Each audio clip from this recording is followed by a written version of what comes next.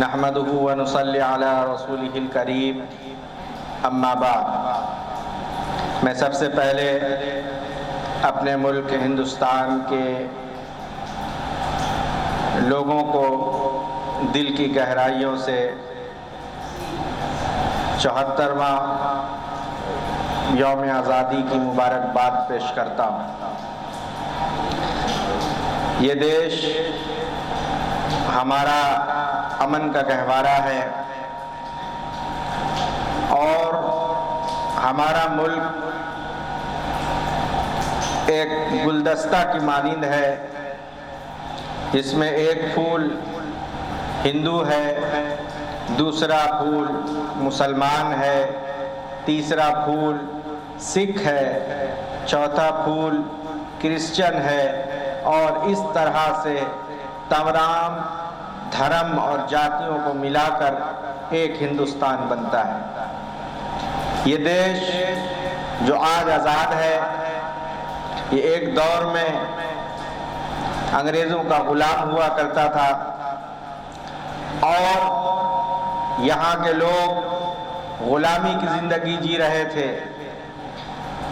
جب 15 اگست آتا ہے تو ہمیں وہ ہیروز یاد آتے ہیں، ہمیں وہ مجاہد آزادی یاد آتے ہیں جنہوں نے اپنے وطن ہندوستان کے لیے اپنے جان و مال کی جس نے قربانی پیش کی۔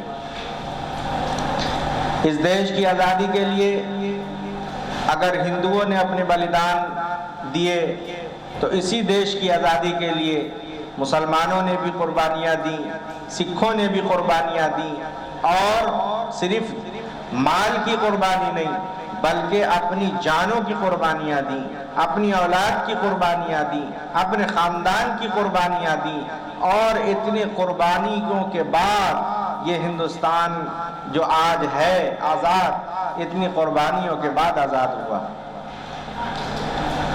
اس کو آزاد کرانے میں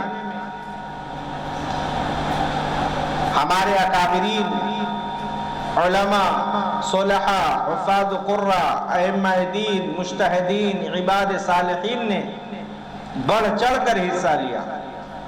مجھے ایک اللہ کے ولی کا ایک قصہ یاد آتا ہے جن کا نام مولانا حسین احمد مدنی رحمۃ اللہ علیہ۔ انہوں نے ایک فتویٰ جاری کیا اور اس فتوے میں انہوں نے یہ کہا کہ انگریز کی فوج میں بھرتی ہونا حرام ہے۔ جب یہ خبر انگریزوں تک پہنچی تو انگریزوں نے حضرت مولانا حسین احمد مدنی کو عدالت میں بلوایا اور بلوا کر جج نے کہا کہ حسین احمد مدنی، کیا آپ نے یہ کہا ہے کہ انگریز کی فوج میں بھرتی ہونا حرام ہے؟ کیا یہ فتویٰ آپ نے دیا تھا؟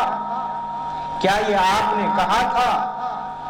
مولانا حسین احمد مدنی بھرے عدالت میں کہہ رہے ہیں جج صاحب سے کہ جج صاحب آپ یہ کیا کہہ رہے ہیں کہ میں نے فتویٰ دیا تھا؟ میں آپ کی عدالت میں کھڑے ہو کر کے کہہ رہا ہوں کہ انگریز کی فوج میں بھرتی ہونا حرام ہے۔ اس جج نے کہا کہ حسین احمد مدنی، اتنی بڑی بات کہہ رہے ہو، کیا تمہیں اس بات کا علم ہے کہ تمہیں اس فتوے کی بنا پر تمہیں کون سی سزا دی جائے گی؟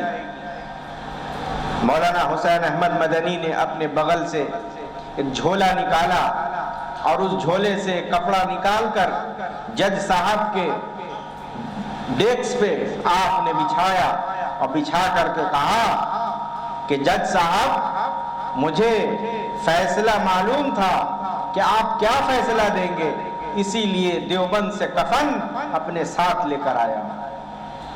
یہ وہ مجاہد آزادی تھے جنہوں نے اپنی جان کی پرواہ نہیں کی، اپنی مال کی پرواہ نہیں کی، اپنے خاندان کی پرواہ نہیں کی، اپنے آل اولاد کی پرواہ نہیں کی۔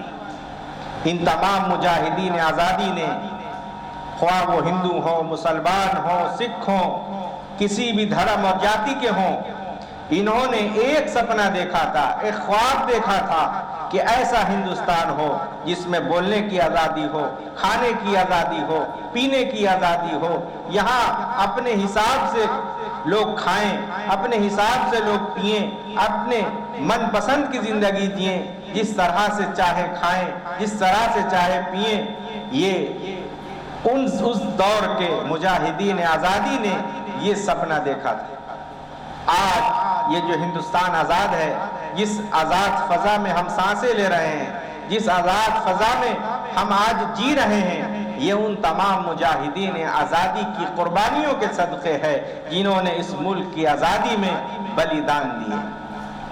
ہم سیلوٹ کرتے ہیں، ہم ان کی قربانیوں کو سلام کرتے ہیں کہ انہوں نے اس ملک کے خاطر اپنی جان و مال کی قربانی دی، اور آج ہمیں ایک آزاد ملک دیکھنے کا اللہ نے موقع دیا۔ میرے محترم بزرگوں اور دوستوں، ہم اس ملک میں امن پیدا کریں، اس ملک کی ترقی کے بارے میں سوچیں، اس ملک کو آگے بڑھانے کے بارے میں سوچیں۔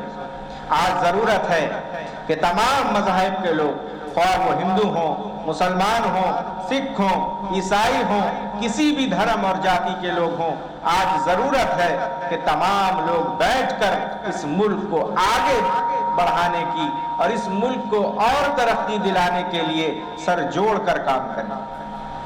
ہاسپٹل بنائیں، کالجز بنائے جائیں، اسکول بنائے جائیں، ایجوکیشن کو عام کیا جائے، گھر گھر ایجوکیشن پہنچایا جائے، بھوکوں کو کھانا کھلایا جائے، غریبوں کے ساتھ جو ہے ہمدردی کا معاملہ کیا جائے۔ یہ آج ایسے ہندوستان کا سپنا جو ان لوگوں نے دیکھا تھا، آج وقت ہے کہ ہم بھی ان کے سپنے کو سچ کرنے کے لیے ہم بھی اپنا کچھ یوگدان دیں۔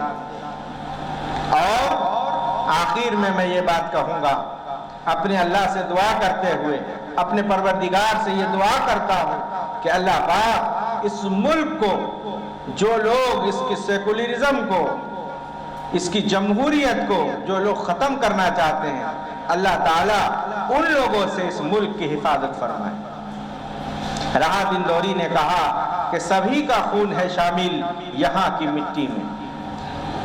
اس دیش کی مٹی میں ہندو کا بھی خون شامل ہے، مسلمان کا بھی خون شامل ہے، سکھ کا بھی خون شامل ہے۔ راہ دندوری نے کہا کہ سبھی کا خون ہے شامل یہاں کی مٹی میں، کسی کے باپ کا ہندوستان تھوڑی ہے، یہ سبوں کا ہندوستان ہے۔ تو اللہ سے دعا کرتے ہیں کہ اللہ تعالیٰ اس ملک میں امن قائم فرمائے، اللہ اس ملک کو دین دوگنی رات چوگنی عروج و ترقی عطا فرمائے، اللہ اس ملک کو حاسدوں کے حسد سے بچائے، اللہ اس ملک کو ظالموں کے ظلم سے بچائے، اللہ اس ملک کو فتین کے فتنوں سے بچائے، اللہ اس ملک کو اندرونی باہری جو طاقتیں اس ملک کو توڑنا چاہتی ہیں، اللہ ان طاقتوں سے اس ملک کی حفاظت فرمائے۔ وآخر دعوانا ان الحمدللہ رب العالمین۔